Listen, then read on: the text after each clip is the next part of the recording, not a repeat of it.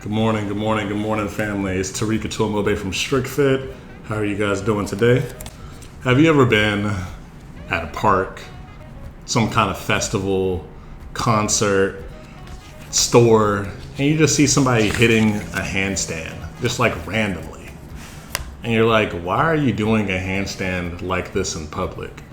Well, today I wanted to talk to you guys about why handstands are so addicting and why you see people doing them very often once they get one. Let's get into it. So first off, a handstand takes months to achieve and even years to perfect and be able to hold one for extended periods of time without fatiguing at all. People struggle with the handstand to a crazy amount, a crazy degree. Sometimes it feels like there's no progress on days.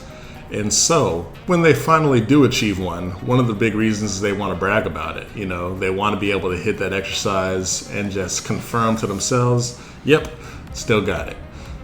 But just imagine with me for a second, if you will, there's probably only a handful of us, if not 1% or lower, that can remember taking our first steps when we were children. Getting your first handstand is a lot like that in that aspect. It's the act of trying to stand. That's what it feels like. It feels like you're learning to walk again when you're trying to complete a handstand for the first time. And that feeling can get addicting when you have enough stability, you have enough strength to finally stand on your 2 feet. Obviously, I'm talking about your arms, but you finally have enough strength to stand on them and you can maintain that. That's an addicting feeling, just like standing is an addicting feeling.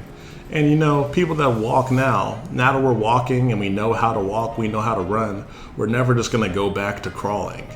So it's that wanting to be cemented and this is what I can do, and it's a great feeling being able to do it. It's a lot like walking. Not to mention when you're upside down, the blood rushes down into your skull, and then when you stand back up, it gives you a natural mood boost.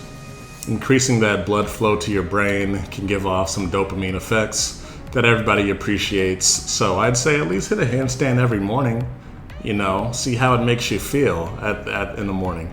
See how it makes you feel when you hit a handstand in the morning starting your day. Hold it for like 20 seconds against the wall, or if you can hold it freestanding, just hold one or two and see how it feels.